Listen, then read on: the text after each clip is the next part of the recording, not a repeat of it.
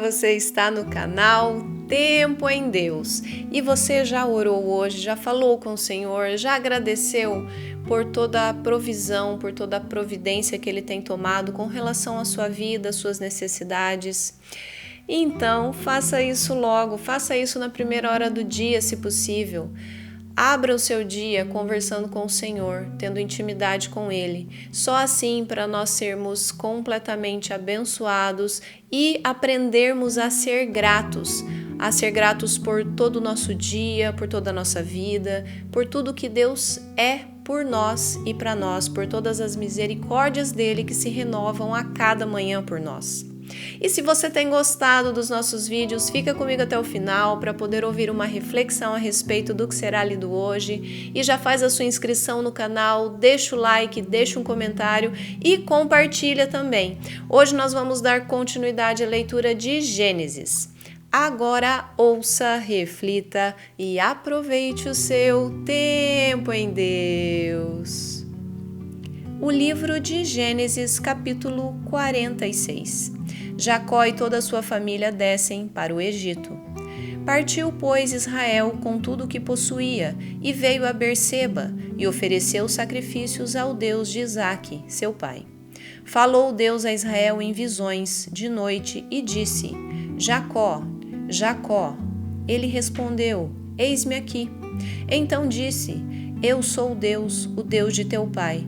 Não temas descer para o Egito, porque lá eu farei de ti uma grande nação.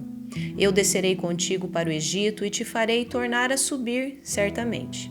A mão de José fechará os teus olhos.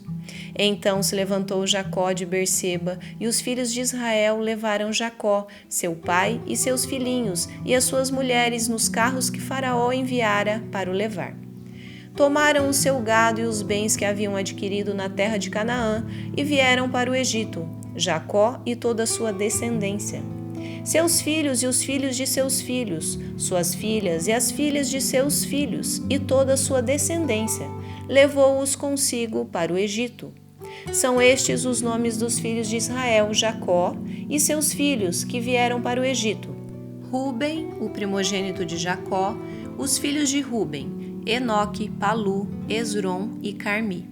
Os filhos de Simeão, Gemuel, Jamim, Oade, Jaquim, Zoar e Saul, filho de uma mulher cananeia.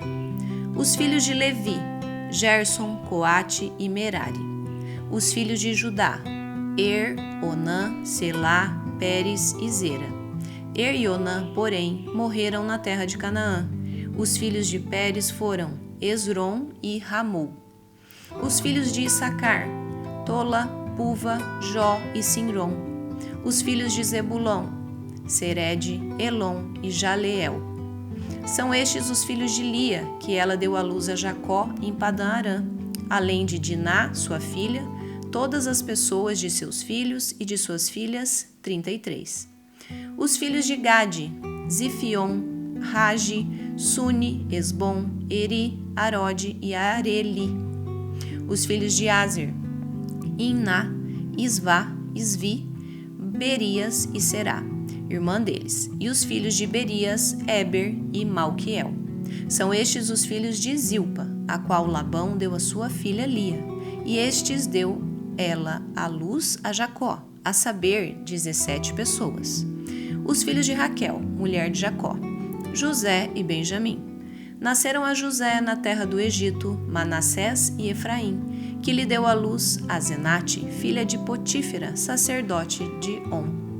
Os filhos de Benjamim, Belá, Bequer, Asbel, Gerá, Naamã, Ei, Ros, Mupim, Upim e Arde. São estes os filhos de Raquel que nasceram a Jacó, ao todo 14 pessoas. Os filhos de Dan, Uzim. Os filhos de Naphtali, Jazeel, Guni, Jezer e Silém. São estes os filhos de Bila, a qual Labão deu a sua filha Raquel.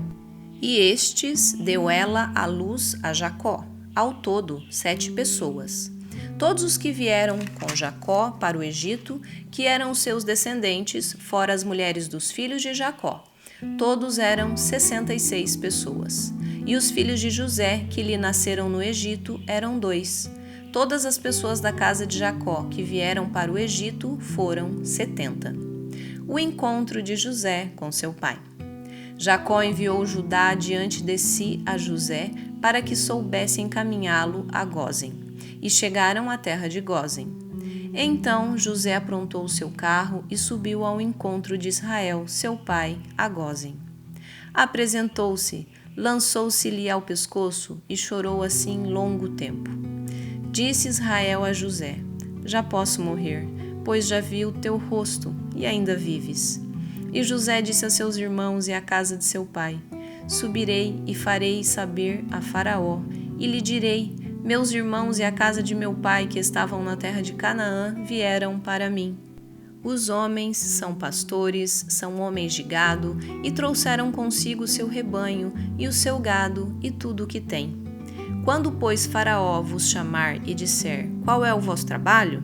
Respondereis: Teus servos foram homens de gado desde a mocidade até agora, tanto nós como nossos pais, para que habiteis na terra de Gósen, porque todo pastor de rebanho é abominação para os egípcios. Bom, aqui nesse capítulo a gente pode constatar que daí aconteceu o grande encontro, aquele encontro que ficou sendo tão esperado por José ali uma vida inteira. E Jacó, a gente não imagina o que ele sentia, porque ele achava que o filho estava morto, né? Ele sentia, assim, uma grande tristeza e o luto dele era imenso, né? Pela perda de um filho, porque eu acredito que não haja dor maior nessa terra, né? É quando o ciclo da vida sai fora do lugar, né? A gente tem essa sensação quando um filho vai antes de um pai e de uma mãe.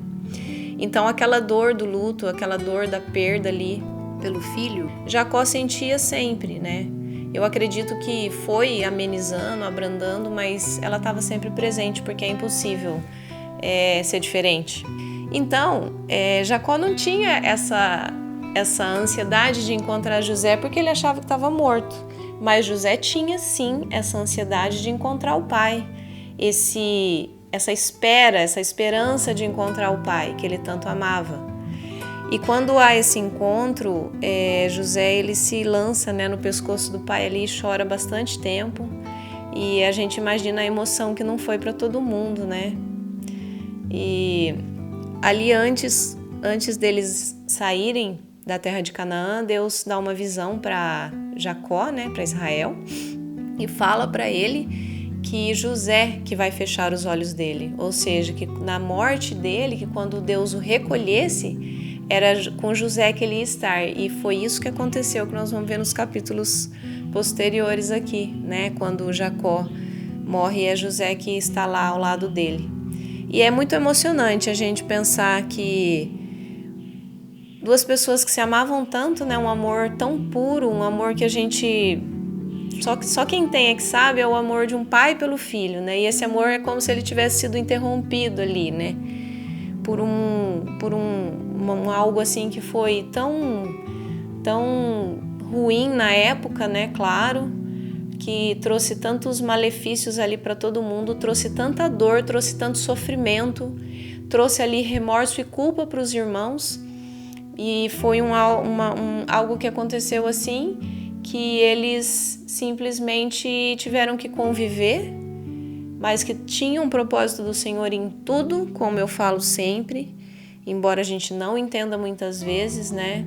Mas tinha ali o propósito do Senhor de fazer com que José fosse para aquela terra estranha e ali ele tivesse prosperidade e depois pudesse acudir a família na necessidade ali no tempo de fome, né? Eu acredito que esse era um dos propósitos do Senhor.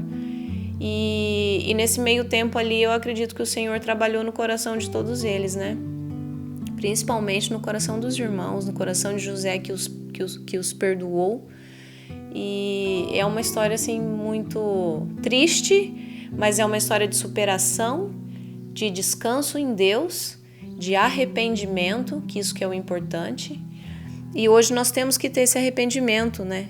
Nós temos que entender que Jesus está às portas, Ele está voltando. Eu acredito que não tem muito tempo até que Jesus volte para resgatar a igreja dele, que somos nós, resgatar os filhos mesmo, quem foi fiel a Ele, quem não o trocou pelas coisas mundanas. E a gente tem que ter esse arrependimento genuíno em nosso coração. E a gente tem que aceitar Jesus como nosso único Senhor e Salvador. É isso que eu vejo aqui que dá para aprender nesse capítulo. A questão do arrependimento ali dos irmãos de José. E Deus permitiu que fosse tirado o peso da culpa deles, do ombro que eles carregavam esses anos todos, né? A hora que José revelou que ele era o irmão que eles tinham jogado naquela cisterna, lá naquele buraco, e depois tinha vendido para os mercadores que estavam passando ali no deserto. É uma história bem intrigante, bem emocionante e que dá para aprender bastante, né? E eu sei que eu estiquei aqui o assunto, acabei mudando, mas no final da história tá tudo meio relacionado, a questão de perdão, arrependimento e tudo que a gente vem falando sobre isso aqui, tá bom? E se você gostou do capítulo de hoje, se foi relevante para você, que você possa estar compartilhando, e eu te agradeço muito por você ter ficado comigo até aqui. Deus abençoe.